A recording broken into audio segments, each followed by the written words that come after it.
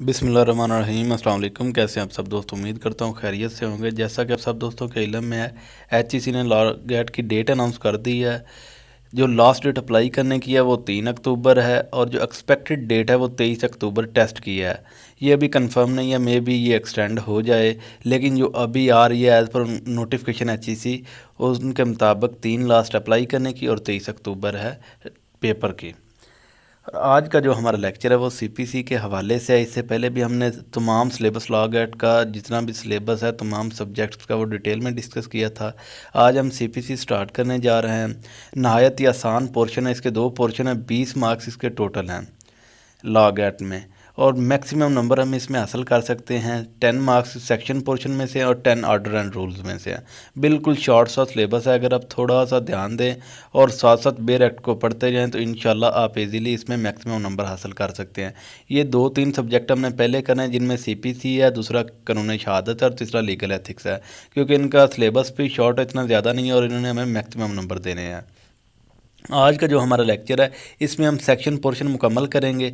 अगर ये लेक्चर आप अच्छी तरह सुन लें और साथ एक दफ़ा बेर एक्ट से पढ़ लें तो इंशाल्लाह इन 10 नंबरों में से आप मैक्सिमम नंबर हासिल कर सकते हैं।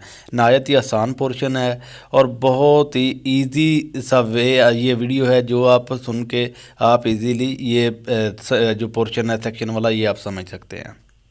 ये सेक्शन नंबर 1 है। सेक्शन नंबर 1 में उसने इसका नेम बताया है और उसके बाद पासिंग डेट्स बताई है, इन्फोर्समेंट डेट बताई है। ये तीनों क्वेश्चन ही वो पूछ सकता है, क्योंकि 1-2 पेपरों में उसने लास्ट टाइम पूछा था कि इसका जो आप फुल नेम बताएं। कोड ऑफ सिविल प्रोसीजर 1908 इसका फुल नेम है। अगर वो पासिंग डेट पूछेगा तो पासिंग डेट के हवाले से 21 मार्च 1908 को ये पास हुआ, और इन्फोर्समेंट है वो इसकी 1 जनवरी 1909 को हुई। पार्लियामेंट ने इसे पास किया 1908 को, और इन्फोर्समेंट 1909 को हुई। ये 2-3 क्वेश्चन पहले सेक्शन में से बनते हैं। अगर आप बेर एक्ट से भी पढ़ेंगे तो वहाँ पे भी क्लियरली तौर पे इसके बारे में लिखा हुआ है कि इसकी पासिंग डेट के बारे में, एक्सटेंड के बारे में, और उसके बाद इन्फोर्समेंट डेट के बारे में। ये सेक्शन नंबर 1 के हवाले से था। जी, सेक्शन नंबर 2 डेफिनेशन क्लाज है, बहुत ही इंपॉर्टेंट है। लाजमी 1 या 2 नंबर का सवाल लाजमी इसमें से आना है। ये आप बेशक लिख लें, 1 या 2 नंबर का सवाल हर पेपर में लगता है और इस दफ़ा भी इंशाल्लाह लगेगा। अगर आप अच्छी तरह डेफिनेशन क्लास को, कुछ डेफिनेशन है जो हमने करनी है, वो अगर आप कर लेंगे तो इंशाल्लाह 1 या 2 नंबर लाजमी कन्फर्म है इसमें। ऐसे दोस्त जो सिर्फ 1 या 2 नंबर में लास्ट टाइम रह गए थे, या उन्हें रिवाइज जो भी रिजल्ट हुआ उसमें भी नहीं मिले उन्हें, अनफॉर्चुनेटली उनके लिए ये मतलब बहुत अच्छा है अगर वो कर लेते हैं इनकी डेफिनेशन को अच्छी तरह। तो पहली जो डेफिनेशन है वो डिग्री की है, फॉर्मल एक्सप्रेशन है इसमें, और उसके बाद दूसरा जो पॉइंट है कंक्लूसिव डिटर्मिनेशन है, मैटर ऑफ कंट्रोवर्सी है, एडजुडिकेशन है। ये अगर 3-4 वर्ड आएंगे तो ये कंफर्म होगा कि ये जो डेफिनेशन है ये डिग्री की है। फॉर्मल एक्सप्रेशन हो, कंक्लूसिव डिटर्मिनेशन मैटर हो, और मैटर ऑफ कंट्रोवर्सी हो, और एडजुडिकेशन हो, ये डिग्री की डेफिनेशन है। उस तरह ऑर्डर की है formal expression which is not degree. Formal expression इसमें भी है लेकिन इसे आप डिग्री नहीं कह सकते। ये है डिग्री ऑर्डर की डेफिनेशन। इसी तरह जजमेंट की है statement given on the ground of a degree. ये जजमेंट है कि जो डिग्री की ग्राउंड पर हो। इसके बाद लीगल रिप्रेजेंटेटिव की डेफिनेशन है। ये एडवोकेट भी हो सकता है और लीगल एयर्स भी हो सकता है। इसमें वो वर्ड यूज़ करेगा डिसीज्ड का। डिसीज्ड का मतलब होता है मतवफ़ी, जो फौत हो गया हो। उसके जो लीगल एयर्स वारसान भी होते हैं, और उसके बाद कोई जो उसे रिप्रेजेंट कर रहा हो एडवोकेट, वो भी उसका लीगल एयर्स हो सकता है या लीगल रिप्रेजेंटेटिव हो सकता है। इसके बाद जजमेंट डेटर है। जजमेंट डेटर और डिग्री होल्डर, ये दो डेफिनेशन है। जजमेंट डेटर का मतलब होता है जिसके खिलाफ डिग्री पास हुई हो, वो जजमेंट डेटर होता है। इस तरह जो जिसके हक में, जिसकी फेवर में पास हुई हो, वो डिग्री होल्डर होता है, डिग्री होल्डर होता है। और उसके बाद है जजमेंट होल्डर है, इन फेवर ऑफ डिग्री पास है, जजमेंट होल्डर या डिग्री होल्डर होगा। इसके बाद जज या प्रिजाइडिंग ऑफिसर की वो पूछ सकता है। जज और प्रिजाइडिंग ऑफिसर जो सीपीसी में है, presiding officer of civil court, उसे जज या प्रिजाइडिंग ऑफिसर कहते हैं। सीपीसी में प्रिजाइडिंग ऑफिसर को जज कहते हैं। ये जज की डेफिनेशन है। जो लास्ट इसकी है वो एक प्लीडर की डेफिनेशन है। Any person entitled to appear और प्लीड। ये सिर्फ एडवोकेट नहीं आएगा, जो भी बंदा जो इंटाइटल होगा, जो अपीयर हो रहा होगा कोर्ट में और प्लीड कर रहा होगा, वो प्लीडर होगा। प्लीडर की डेफिनेशन में ये एक मैथ प्रॉफिट है, मैथ ने प्रॉफिट बोलते हैं रॉन्गफुल गेन। ऐसा कोई मुनाफा, ऐसा कोई गेन जो आप रॉन्गफुल वे से हासिल कर रहे हो, ऐसी कोई प्रॉपर्टी जो आपकी नहीं है, आप उस पर इलीगल काबज़ हैं और उससे रेंट ले रहे हैं या कोई गेन हासिल कर रहे हैं, ये वो जो है वो मैन प्रॉफिट होगा, ये या रॉन्गफुल गेन होगा। ये बहुत इंपॉर्टेंट डेफिनेशन है। अगर आप ये कर लेते हैं तो इंशाल्लाह 1 या 2 नंबर लाजमी इनमें से आएंगे। एक दफ़ा आप इन्हें बेयर एक्ट से भी लाजमी पढ़िएगा। जी सेक्शन नंबर 3 है। सेक्शन नंबर 3 भी बहुत इंपॉर्टेंट है, अक्सर सवाल इसमें से लग जाता है। अगर सेक्शन नंबर 3 के हवाले से हम बात करें तो ये हमें बताता है कि सीपीसी में सिर्फ 3 कोर्ट्स हैं, हाई कोर्ट, उसके बाद डिस्ट्रिक्ट कोर्ट, फिर सिविल कोर्ट। सवाल जो पूछता है वो इस हवाले से क्वेश्चन पूछता है कि सिविल कोर्ट किसके सबऑर्डिनेट है। अगर सिविल कोर्ट का पूछेगा तो इसका हमें बताना होगा कि ये डिस्ट्रिक्ट कोर्ट के भी है और हाई कोर्ट के भी है, और अगर डिस्ट्रिक्ट कोर्ट पूछेगा तो वो सिर्फ और हाई कोर्ट के सबऑर्डिनेट है। उसने सिर्फ और सिर्फ इतना असेस करना आया कि स्टूडेंट ने इसे बेयर एक्ट से या इसकी स्टेटमेंट को पढ़ा है कि या नहीं पढ़ा। अगर आपने स्टेटमेंट एक आध दफ़ा पढ़ी होगी बेयर एक्ट से तो वो जिस तरह मर्जी स्टेटमेंट घुमा फिरा के दे दे, आप इजीली पेपर अटैम्प्ट कर सकते हैं, कोई इतना मुश्किल नहीं है। ये थोड़ा सा टेक्निकल क्वेश्चन है, अगर आप समझ जाएंगे कि इसमें ये जो हैं सबऑर्डिनेशन है, कौन सी कोर्ट किसके सबऑर्डिनेट है, तो ये सेक्शन आपको बिल्कुल आसान लगेगा। आप इजीली अगर इसके हवाले से कोई सवाल आता है तो आप अटैम्प्ट कर लेंगे।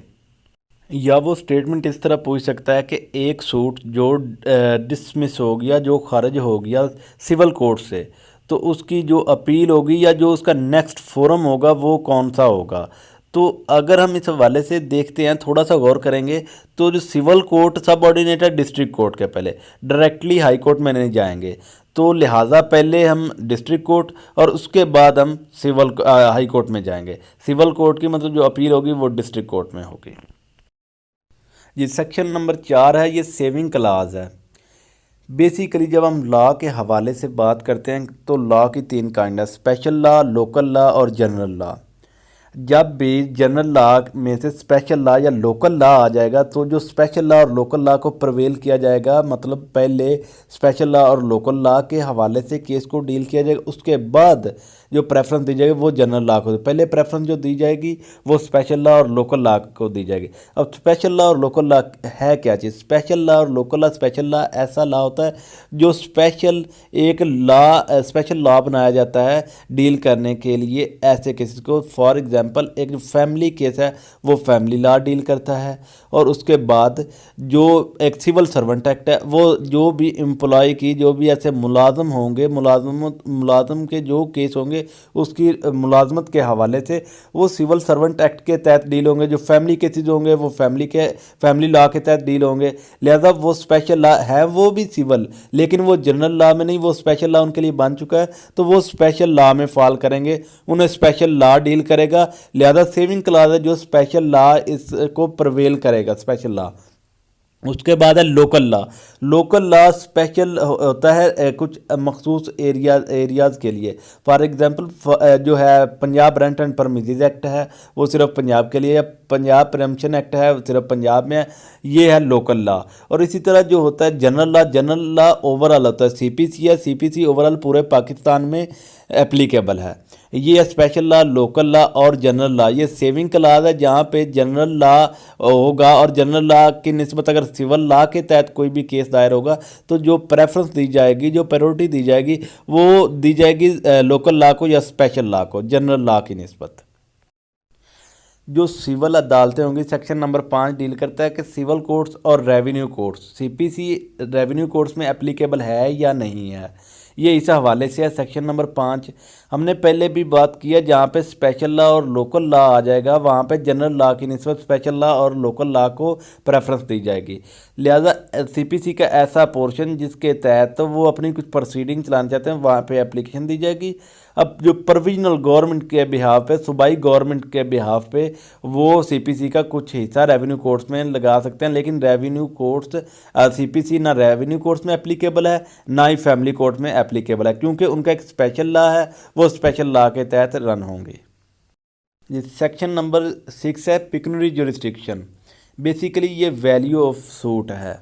जब भी कोई दावा दायर किया जाता है, जब भी कोई सूट फाइल किया जाता है, तो उसकी एक टेरिटोरियल जुरिस्डिक्शन होती है और उसके बाद साथ ही पेक्यूनियरी जुरिस्डिक्शन होती है कि ये इसकी जो इलाकाई है, इलाके के लिहाज से ये इस अदालत में फॉल करता है या नहीं करता।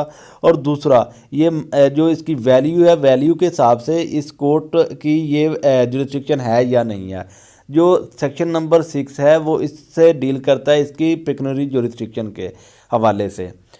इस तरह जो ग्रेड 1 है उसके पास अनलिमिटेड पावर है, उसके बाद जो सेकंड ग्रेड है वो 50 लाख तक का सूट सुन सकता है, और जो ग्रेड थर्ड है वो 5 लाख तक का सुन सकता है। जो लॉ गैट में हमें पूछ सकता है कि जो है इसकी पिक्यूनियरी जुरिस्डिक्शन के हवाले से, वो पूछ सकता है कि इसकी पिक्यूनियरी जुरिस्डिक्शन जो फर्स्ट क्लास की है या सेकंड क्लास की है, थर्ड क्लास की, कितनी पिक्यूनियरी जुरिस्डिक्शन है।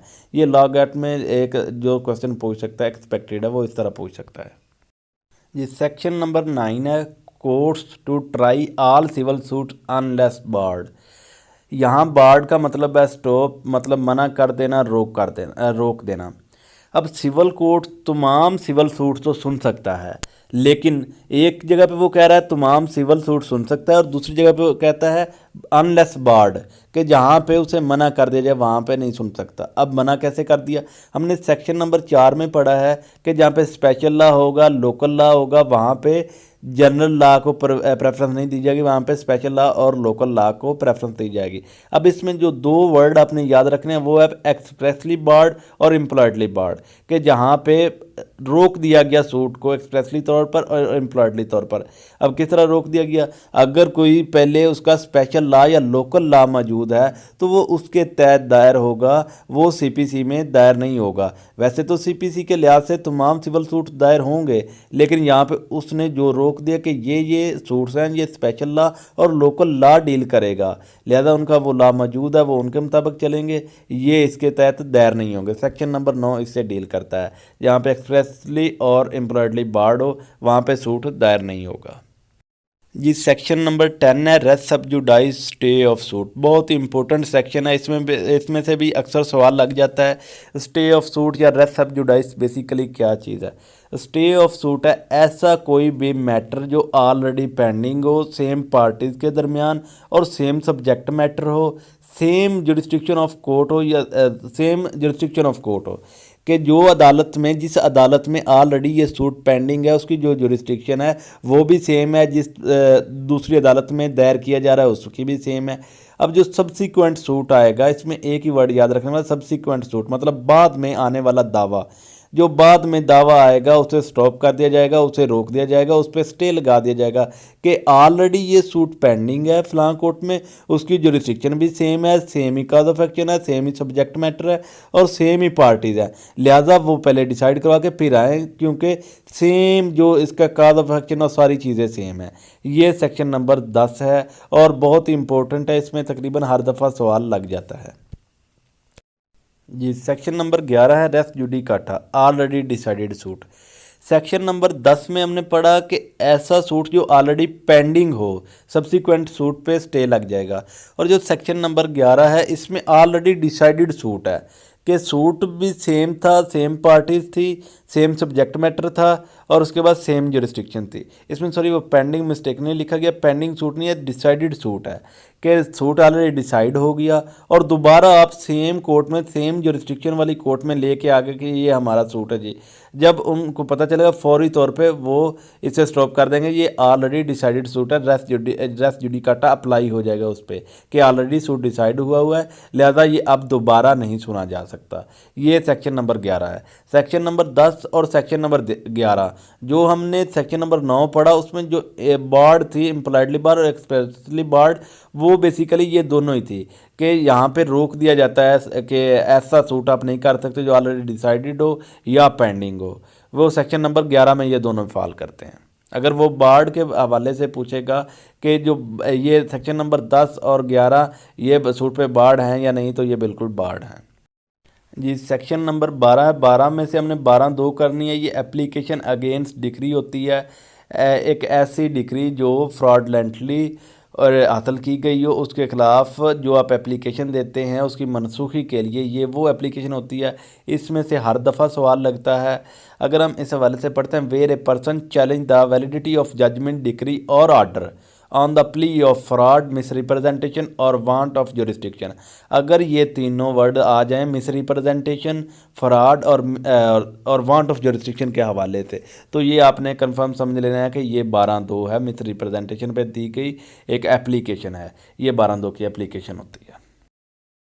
जी, इसके बाद section number 15 every suit shall be instituted in the lowest grade of the competent है।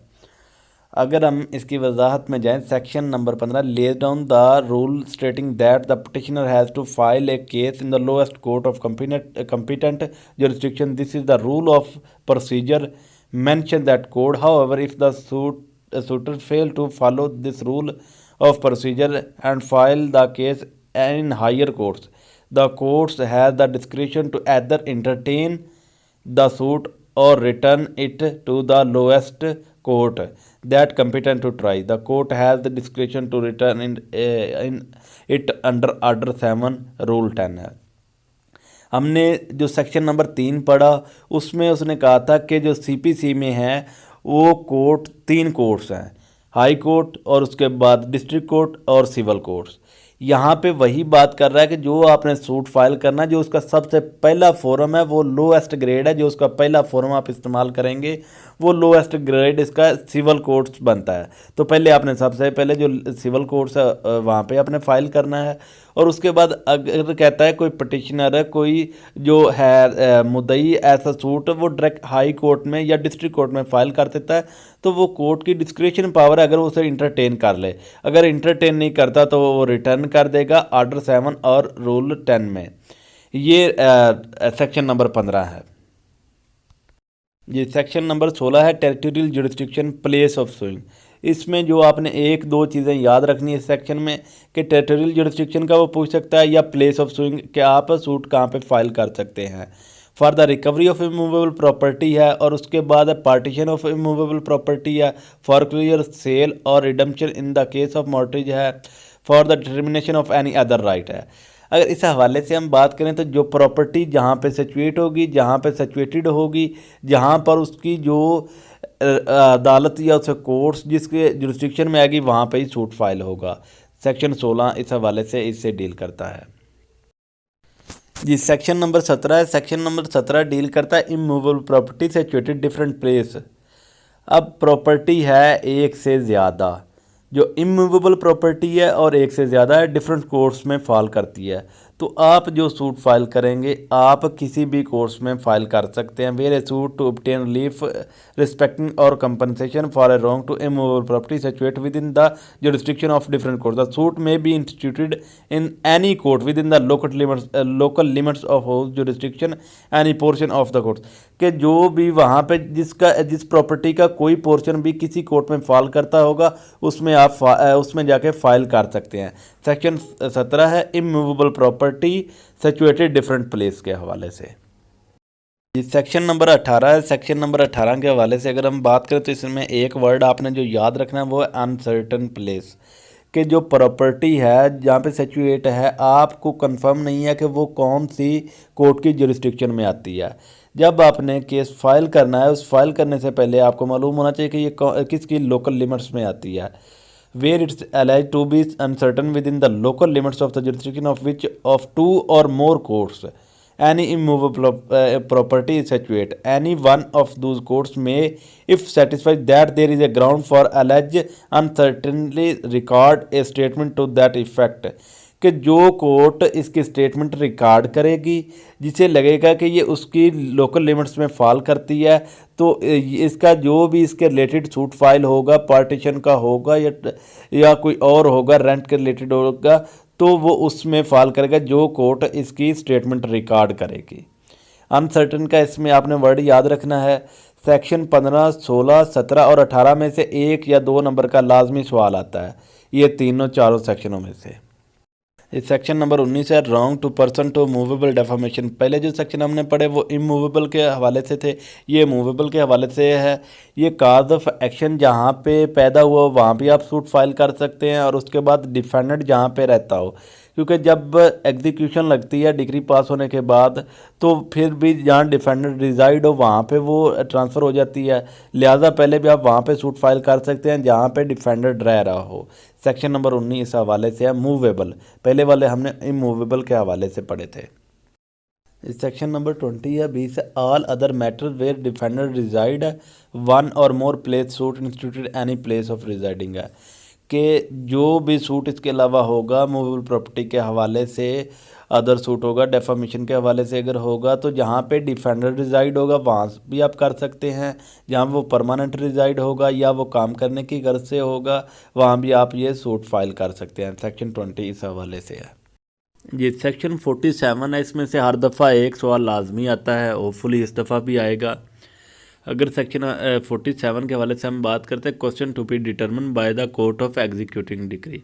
जब भी एक डिग्री पास हो जाती है उसके बाद एग्जीक्यूशन के लिए, अमल दरामद के लिए एग्जीक्यूशन लगाई जाती है। अब जो एग्जीक्यूटिंग कोर्ट होती है उसके पास जो जो पावर्स हैं उसके हवाले से इसमें डिस्कस किया गया है। रिगार्डिंग एग्जीक्यूशन है, और उसके बाद सेटिस्फेक्शन ऑफ डिग्री है, रिगार्डिंग डिस्चार्ज ऑफ डिग्री है, executing court need not to be fresh suit है, क्वेश्चन अराइजिंग ड्यूरिंग एग्जीक्यूशन है।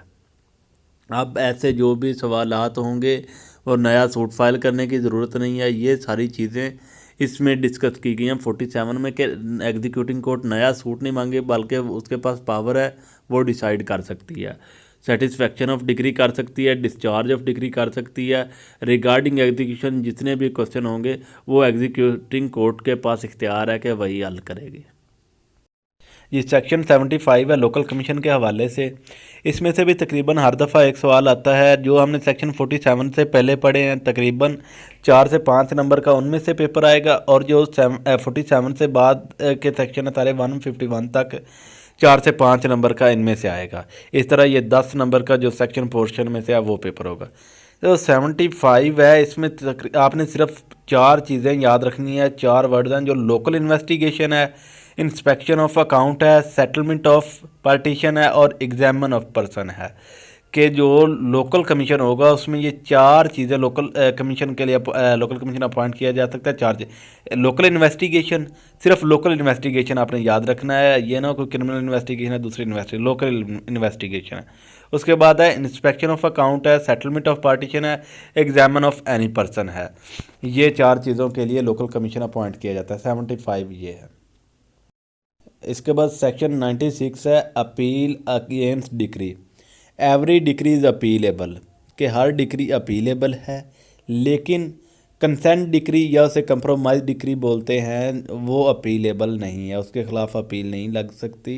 कंसेंट डिक्री जहाँ पे आके जो डिफेंडेंट है ख़ुद अपनी स्टेटमेंट रिकॉर्ड करवा जाए या अपनी कंसेंट से अपने अगेंस्ट डिक्री पास करवा जाए, ये कंसेंट डिक्री है या कंप्रोमाइज डिक्री है, इसके ख़िलाफ़ अपील नहीं होती। सेक्शन 96 अपील अगेंस्ट डिक्री के हवाले से है। इस सेक्शन 104 है कि अपील अगेंस्ट आर्डर है, कि ऐसे कौन से आर्डर हैं जिनके ख़िलाफ़ अपील हो सकती है। 96 में हमने पढ़ा कि every decree is appealable but every order is not appealable, कि हर डिक्री तो अपीलेबल है लेकिन हर आर्डर अपीलेबल नहीं है। अब जो आर्डर अपीलेबल है उसमें 35A है, कॉस्ट है, और उसके बाद जो सेक्शन 47 में है वो है, और उसके बाद 95 है सिविल जेल है, penalty arrest cost order.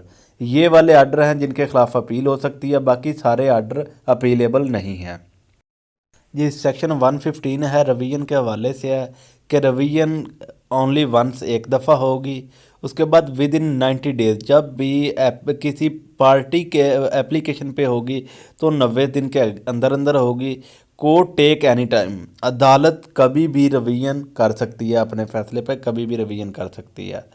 Revision हो सकती है ओवर एक्सरसाइज या अंडर एक्सरसाइज या मिस यूज़ पे रिवीजन हो सकती है।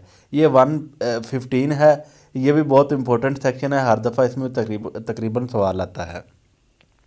ये सेक्शन 151 है इनहेरेंट पावर ऑफ कोर्ट के कोर्ट कब कब अपनी इनहेरेंट पावर इस्तेमाल कर सकता है।